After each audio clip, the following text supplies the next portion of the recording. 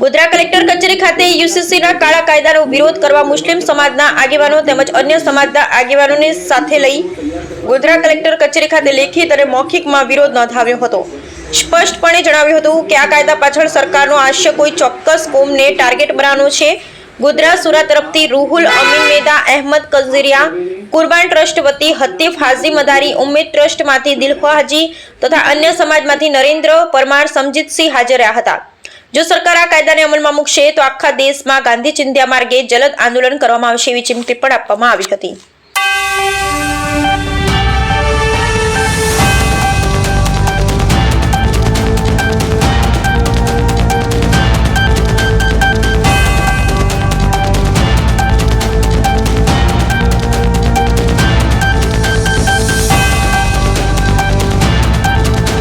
Protection of civil rights અમે માનવાધિકાર ઉપર કામ કરીએ છીએ। આજે હું ગોધરા ખાસ જે કમિટી આવી છે એમને જે યુસીસી કાનૂન જે લાવવામાં આવી રહ્યું છે એના વિરોધ કરવા માટે આવ્યો હતો અને પોતાની વાત, પોતાનું મંતવ્ય રાખવા માટે આવ્યો હતો। એમાં અમે જે વાત મેં મૂકી છે એ છે કે આજે જ્યારે આ વાત યુસીસીની વાત આવી હતી ત્યારે નહેરુએ, આંબેડકરે વાત મૂકી હતી તો બધા ત્યારે કોન્સ્ટન્ટ એસેમ્બલીમાં એનો વિરોધ થયો હતો। એના એક કલમ 44માં એમાં કહેવામાં આવ્યું હતું કે ભાઈ બધાને જ્યારે કન્સેન્સિસ બની જાય, બધાએ રાજી થઈ જાય તો જ આ રાજી કરીને જ આને આ કરીને એને સાથે સાથે એમણે મંતવ્ય આપ્યા હતા કે એમાં દારૂબંધી, બેરોજગારી પૂરી થવી જોઈએ, ગૌહત્યા ના થવી જોઈએ, બીજા એવા ઘણા કાનૂન એ કહ્યા હતા કે આ બધું જ્યારે સુખાકારી ને દેશની સમૃદ્ધ થઈ જાય ને પછી બધાની મરજી હોય તોય આ કાનૂન એ લાવવું જોઈએ યુસીસી નું। પણ ને બીજું એ છે કે આ જે કાનૂન જે છે યુસીસી નું કાનૂન જે છે આખા ઇન્ડિયામાં લાગુ કરવાની વાત છે ને આ જે રાજ્ય સરકારો જે પ્રયત્નો કરી રહી છે એ બંધારણની જે રૂહ છે, બંધારણની આત્માની વિરુદ્ધ છે। તો એનો અમે વિરોધ કર્યો છે ને એમાં એ ખાસ એમાં કીધું છે કે આ રીતના આ માટેના મંતવ્યો જ્યારે માંગવામાં આવ્યા હતા કાયદા પંચમાં 21 અને 22ના, ત્યારે પણ કાયદા પંચે એના માટેની જે સર્વે કર્યો હતો ને એ જે મુદ્દાઓ પર ચર્ચા કરી હતી ત્યારે એમણે કહ્યું હતું જ્યારે નિષ્કર્ષની ઉપર આવ્યા હતા કાયદા પંચે કે આજે ટુડે ઇઝ નો નીડ, આ યુસીસી ની અત્યારે કોઈ જરૂર નથી। તો અમે આને આ કમિટીનો પણ વિરોધ કર્યો છે અને આ કમિટી જે યુસીસી માટે જે કવાયત કરી રહી છે એનો વિરોધ કર્યો છે કે આ બંધારણીય અધિકારોનો હનન કરી રહી છે। એટલે આ જો યુસીસી આવી જાય તો પછી બંધારણની 3 વર્ષ સુધી મહેનત કોન્સ્ટન્ટ એસેમ્બલી કરી છે એ મહેનત શું કામની? અને આ યુસીસી બનાવવા માટે તમે 45 દિવસ નક્કી કરો છો જ્યારે કાનૂન આખું બંધારણ ચેન્જ આ કહેવામાં આવી રહ્યું છે કે લગ્નના કાયદા છે કે વિરાસતના કાયદાઓ છે કે આ કાયદાઓ માટે અમે કરી રહ્યા છે। પણ આમનો જે હેતુ જે છે, જ્યારે ઉત્તરાખંડનો અમે કાયદો વાંચ્યો છે તો એમાં ટોટલી જે છે કે હિન્દુ કોડ લાવવાની આ પ્રયત્નો થઈ રહ્યા છે અને આ કોન્સ્ટિટ્યુશનને મૂળ તો બંધારણને ખતમ કરીને મનુવાદી કાનૂનને લાવવા માટેનો આ પ્રયત્ન થઈ રહ્યો છે।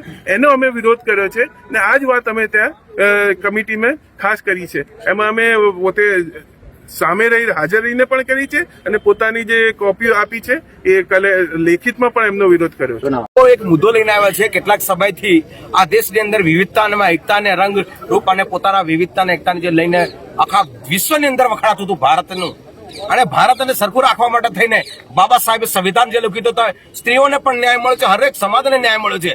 પણ કેટલાક સમયથી આવા એ લોકો વિચારશ્રેણી વાળા વ્યક્તિઓ આવી ગયા છે એ ભારતને તોડવા માટેની છે અને અશાંતિ ફેલાવવા માટે તેને નવા તુકા લઈને આવ્યા છે। અમે આ સાકી લેવા માંગતા નથી। એમાં એવું કહેવામાં આવે છે કે આદિવાસીને ખુશ રાખવા માટે આદિવાસી નહીં બોલે એની માટે એમ કે આદિવાસીનો બહાર રાખવામાં આવશે। અમે આદિવાસી અમને એકલા નહીં, આ સમાજના બધા જ લોકો ભારતીયોને બધાને ન્યાય મળે એની માટે અમે આદિવાસીઓ સાથે એમની માટે હરેક દુઃખની અંદર સાથે અને ઓળખાણ તો કોઈની ભૂસાવી ના જોઈએ, ઓળખાણથી જ માણસ ઓળખાય છે। અમારું આદિવાસીની ઓળખ અને એમની ઓળખ અને કેવી રીતે અમારા રીત રિવાજ, બોલી, ભાષા, સંસ્કૃતિ, પૂજા પદ્ધતિ અલગ છે તો કેવી રીતે અમે એક હોઈ શકીએ? આ યુસીસી એક સમાજ છે જેની પોતાની ઓળખ નથી, એ લોકો ઓળખ મિટાવવા માટેનું જે ષડયંત્ર રચે છે, આ દેશની અંદર વિવાદ ઉભો કરવા માંગે છે એ અમે આદિવાસીઓ સાખીને લઈએ।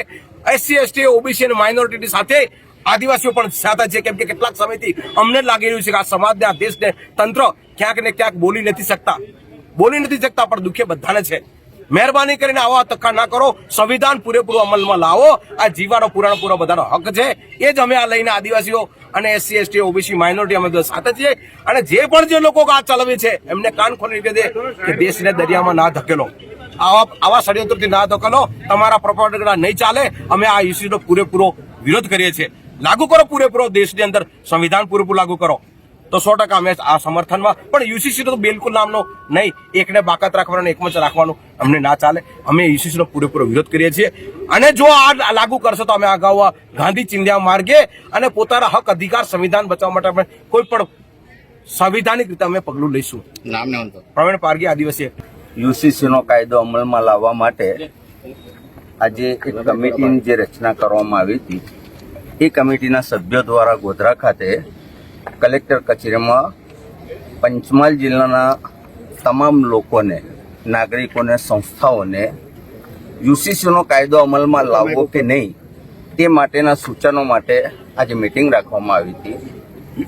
પંચમહાલ જિલ્લાના મુસ્લિમ સમાજના વિવિધ સંગઠનો તથા નાગરિકો આજે પંચમહાલ કલેક્ટર કચેરી ખાતે સમિતિ સમક્ષ હાજર થયા અને તમામે એક સુરમાં આ કાયદો અમલમાં લાવવા માટે પ્રચંડ વિરોધ કરવામાં આવ્યો.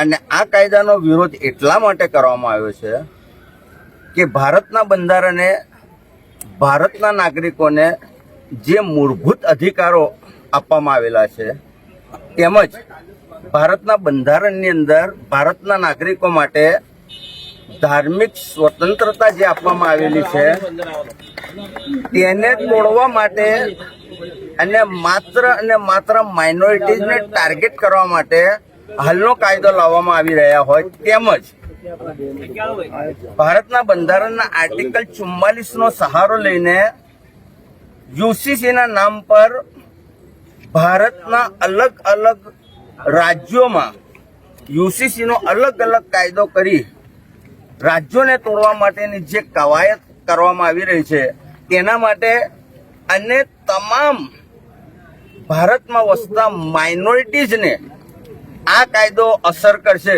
તેના માટે અમે આજે એનો પ્રચંડ વિરોધ કર્યો છે. અમે લેખિતમાં પણ આપ્યું છે, અમે ઓનલાઈન પણ મોકલવાના છે અને આજે અમે મૌખિક પણ રજૂઆત કરી છે. Rohal Amin Athila, advocate, Godhra. Uniform civil code માટે અહીંયા ગુજરાત રાજ્યમાંથી એક સમિતિ ગોધરા ખાતે કલેક્ટર કચેરીમાં આવેલી.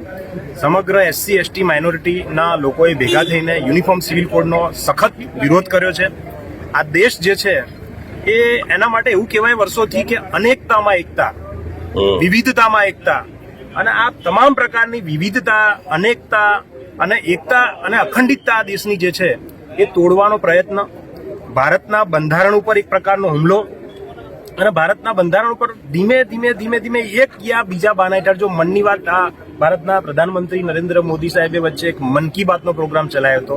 હું જો મારા મનની વાત કહું તમને તો પરિસ્થિતિ એવી છે કે આ યુસીસી યુનિફોર્મ સિવિલ કોડ જે છે એ માત્ર ને માત્ર આ દેશના મુસલમાનોને ટાર્ગેટ કરીને બનાવવામાં આવેલું આ બિલ જે છે, આ કાયદો ક્યારે પણ પસાર થવો જોઈએ નહીં. આ દેશની એકતા અને અખંડિતતા તોડવા માટેના પ્રયત્નના ભાગરૂપે આ થઈ રહ્યું છે. અને દેશમાં આ પ્રકારે ભારતના બંધારણમાં બક્ષેલા જે ફંડામેન્ટલ રાઇટ્સ જે છે, મૂળભૂત અધિકારો જે છે, એ મૂળભૂત અધિકારો ઉપર આ સરકારો યેન કેન પ્રકારે ગમે તે રીતે તરાપ મારીને મૂળભૂત અધિકારો ભોગવતા આ દેશના લોકોને મૂળભૂત અધિકારોથી વંચિત કરવા માંગે છે. અને મૂળભૂત અધિકારો, ફંડામેન્ટલ રાઇટ જે છે એને ભોગવતા દેશના કોઈ પણ નાગરિકને કોઈ પણ વ્યક્તિ અટકાવી શકે નહીં. આ પ્રકારના કૃત્યો ચલાવી લેવાય નહીં. અને એ પોતાની તાકાત બતાવીને ગમે તે રીતે આ કાયદાનો અમલ કરાવવાનો પ્રયત્ન કરશે તો અમે આ દેશના લોકો આ કાયદો જે છે એને પસાર નહીં થવા દેવા માટે એડી ચોટીનું જોર લગાવી દઈશું. અને તમામ રીતે આ જે કાયદો જે છે પસાર ન થાય માટેના સમગ્ર પ્રકારે આ ગુજરાત રાજ્યમાં ને સમગ્ર ભારત દેશમાં અમલ ન થાય એના માટે સમગ્રપણે એસસી એસટી ઓબીસી માઇનોરિટી આ બધા જ લોકો ભેગા મળીને તાકાત લગાવીને નજીકના ભવિષ્યમાં ગાંધી ચિંધ્યા માર્ગે ખૂબ મોટું આંદોલન કરીશું.